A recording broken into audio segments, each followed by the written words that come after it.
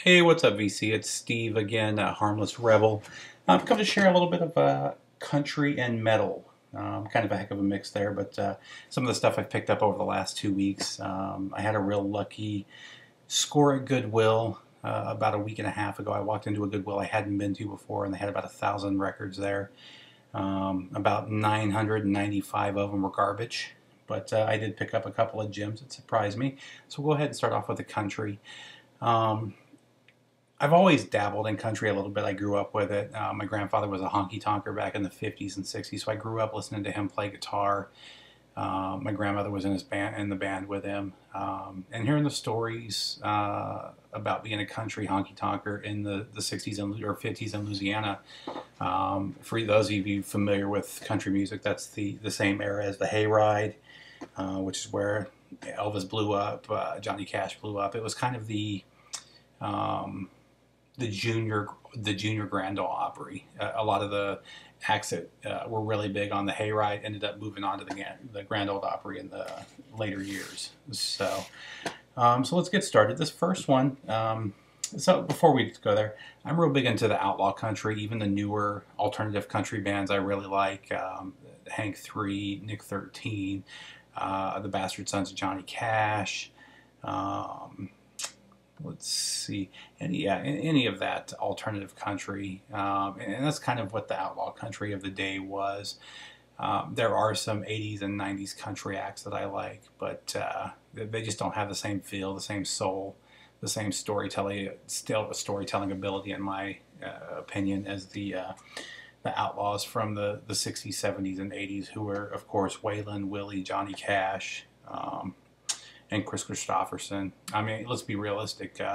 Willie Nelson, Waylon Jennings, and Chris Christopherson wrote most of the good country music from the 70s and early 80s for a lot of the bigger country artists. So let's get started with what I found. I was really amazed to run into a couple of these, especially in Georgia. You just, because there's a lot of country music fans out here, you just don't see it pop up in Goodwill.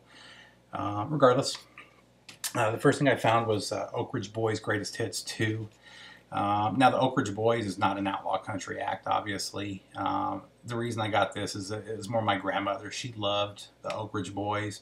I remember her singing Elvira, and as a kid singing that with her, and wanting to put that on her console record player when I was younger. So that's the main reason for buying this. There's a couple other good songs on here, but it's mostly Elvira.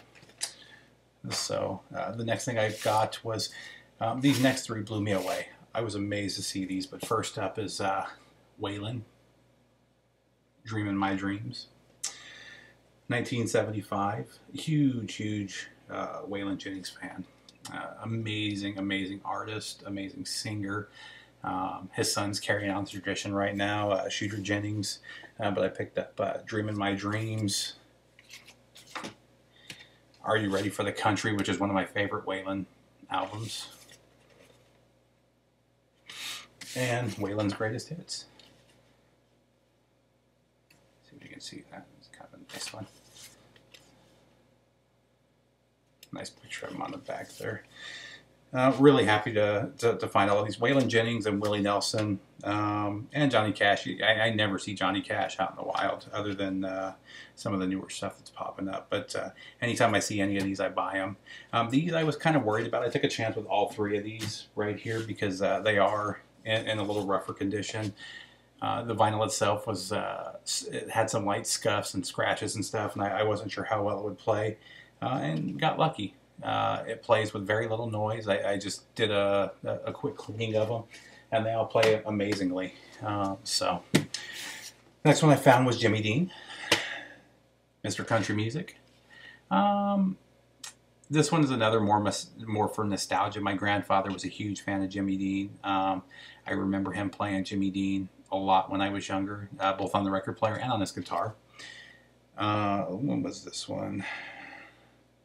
This one was 60s, I believe, when this one came out. But yeah, I love any of the, let's see. Yeah, it's not even marked. I want to say this was 65 or 66 on Harmony, which was an offshoot of Columbia. Good album, though. I haven't, well, I shouldn't say good album. It's all great songs. I know 5 or 6 of the songs on here, but those will definitely get a spin when I want to think about the pop off. Next up, Best of Merle Haggard. You can't go wrong with Merle Haggard. He's another one. I just don't see many of his albums out there, and this being a greatest hits, just can't go wrong. I mean, Okie from Muskogee is good enough reason to buy this album. But, and then next up was the big one, and I was really blown away to see this because I don't even see this in the vinyl shops. But Waylon and Willie. This is probably my all-time favorite country music album. This was the album that got me into Waylon Jennings. I grew up enjoying Willie Nelson. My dad was a huge Willie Nelson fan. He liked Waylon as well, but Willie Nelson was really the big one for him. And this was one of the earlier cassette tapes that I bought when I saw Willie Nelson. Asked my dad who Waylon Jennings was, and he told me how good he was. I picked this up, and I mean the biggest one on here, Mama Don't Let Your Babies Grow Up to Be Cowboys, which is probably one of their biggest hits. Amazing, amazing album though. And not just that, I mean, let's be honest, like I said, between these two guys and Chris Christopherson, two of the best storytellers in music, not just in country music. And they've wrote countless crossover hits, both of them, especially Willie Nelson with I Will Always Love You from Whitney Houston. Just amazing. And next up, Honeysuckle Rose. I found this one today for $2.99. Oh, by the way, every one of those were from Goodwill that I just showed. I paid 77 cents a piece for them. So this one I paid $2.99 at a CD warehouse. One of the local ones just started carrying vinyl, so I stopped in there and picked up a few, probably the next 2 or 3 albums, but this was one of them I picked up today. I haven't listened to it yet. I do know all the songs off of here. Let's see, what's the biggest? Angel Eyes, probably, with Willie and Emmylou Harris. Everything on here is good, though. A Song for You on Cloudy Days, beautiful. Just it's a great soundtrack. I vaguely remember the movie. I need to watch it again. It's been probably 25 years since I watched it, but amazing soundtrack. It's in really good condition. If you can see, the corners are bent up here, but the vinyl itself looks pretty much flawless. There's like one light scuff. But I seriously doubt that it's going to create playability issues. I also picked up these two. Let's move into the kind of the hard rock before we get into the metal stuff that I found. Next up, we got Alice Cooper Goes to Hell. This isn't my favorite Alice Cooper album, but it is one that I was missing for my collection. I think I paid $2.99 for it, and it's in really good shape. So I picked this one up. And then next is Mountain.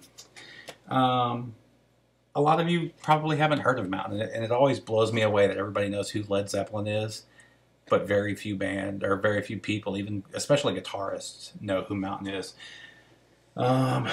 Leslie West is probably one of the most prolific guitarists of the era. Van Halen, in one of his interviews, cited Leslie West as kind of his icon. Zakk Wylde has talked about him being almost a father to him. I'm trying to think of all the different guitarists. I've heard Kerry King talk about him before. I mean, the guy is just amazing. He was actually, oddly enough, he was just on the Metal Show this last weekend, for those of you that watch it, with the lead singer, the guitarist from Foreigner. Anything by Mountain, pick it up. I've never heard anything that they've put out that's not really good. Now, he doesn't have I don't think he's the best vocalist in the world, but his guitar work makes it worth it. Just amazing, amazing musician. And this is a more hard rock. So let's see. Let's move into the metal. These last 3 were buy 2 get 1 free at one of the local record stores that I frequent every Wednesday. I didn't go there today. These are actually from last Wednesday. However, this was my freebie. Lizzie Borden, Visual Lies. I was familiar with Lizzie Borden. However, I hadn't listened to him since probably 89 or 90. I used to have a cassette of theirs, and I remember liking them, but I didn't remember much about them. They're a really, really good metal band. They're not a hair metal band. They were a real metal band from that era, one of the thrash bands that just never, I mean, for hardcore thrash or hardcore metalheads, they knew who they were, but that was about it. They never kind of really broke that barrier, you know. But on Metal Blade Records, there's not a bad band that I can think of from Metal Blade Records from the 80s or 90s. I know they've still got some good bands. I don't really follow them at this point. However, anytime I see anything from Metal Blade from the 80s or 90s, I pick it up. Just an amazing label, you know, and they brought us bands like Metallica and Slayer, you know, on their Metal Massacre albums, which go for, at least those two, go for pretty ridiculous money at this point. But Lizzie, Borden, Visualize. And again, it's really good metal, and I would definitely recommend it to anybody. Next up, these next two kind of blew me away when I saw them. Especially for the buy two, get one free. That was a $12 album right there. So I basically got $6 off of these other two albums by doing this deal. And the first one was Iron Maiden's Seventh Son of the Seventh Son. Now, I am one of the few metalheads that doesn't really like Iron Maiden. They're a good band. It's Bruce Dickinson that drives me crazy. I don't like the operatic singing. If I wanted to listen to somebody that can, that sounds like he has no testicles, I would listen to Queen, who I think Freddie Mercury's a much better voice than Bruce Dickinson. However, I do like this album. I also like Killers. That's the only two Iron Maiden albums I really like. And this is an original pressing. I see these things go for 30, 40 bucks. I paid $26. It was marked at $26.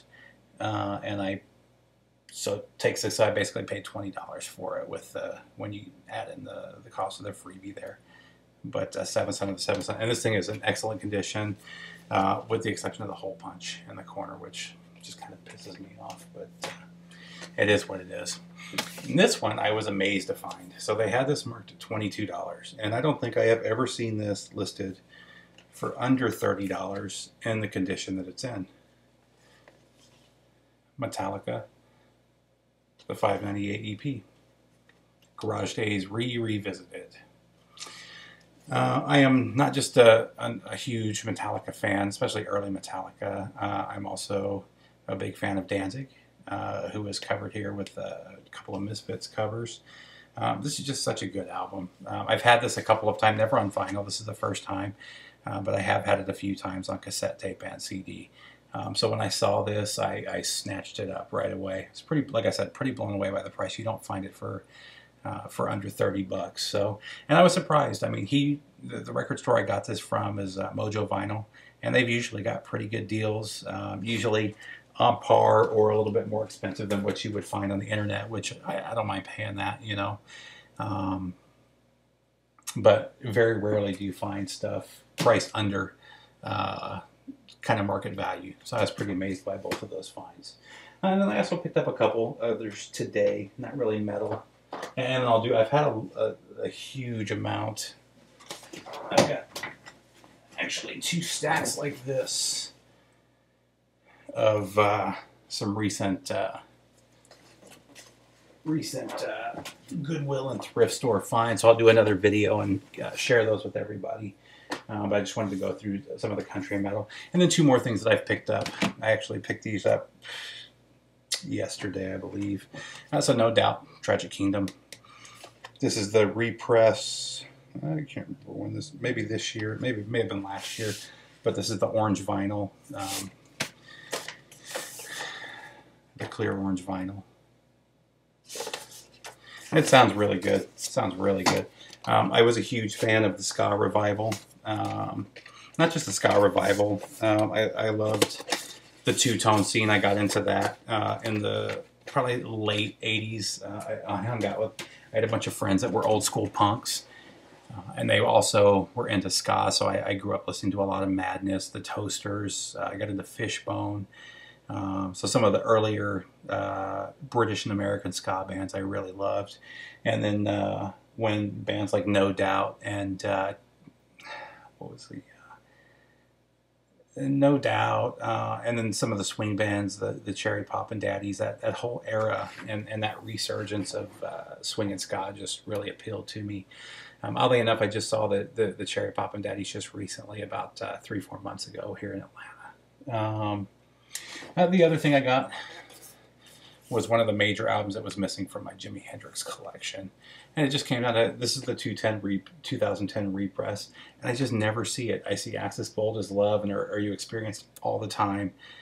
This is the first time in probably the last year and a half that I've been looking for that I've run across this. And it's an excellent, excellent repress. The Experience Hendrix and just the family taking over, like I've said in previous videos, they've just done an amazing job keeping the legacy alive and just putting out good quality, a good quality product. Now, I am one of the few people that doesn't think that this is Jimi Hendrix's greatest album. While I do love this album, I am still more a fan of Access Bold as Love. And it may just be that was what I was introduced to first. That was one of my first CDs that I bought, was Access, and I just fell in love with it, and that's still to this day my favorite Jimi Hendrix album. I should say, of the Experience era. The blues, Jimi Hendrix Blues, is my favorite Jimi Hendrix album. However, like I said, I had to have this in my collection, so I was really happy to run across that today. I think I paid $18 for it, for the 180 gram repress. I think it's stereo though. I prefer the mono of all the Jimi Hendrix stuff, but regardless, this is a good one to add to the collection. That's pretty much it, VC. I hope you guys all have a good one. I'll try to put up another video in the next day or two with all of the stuff that I found at Goodwill, and just keep the share going. So have a good night, and take care.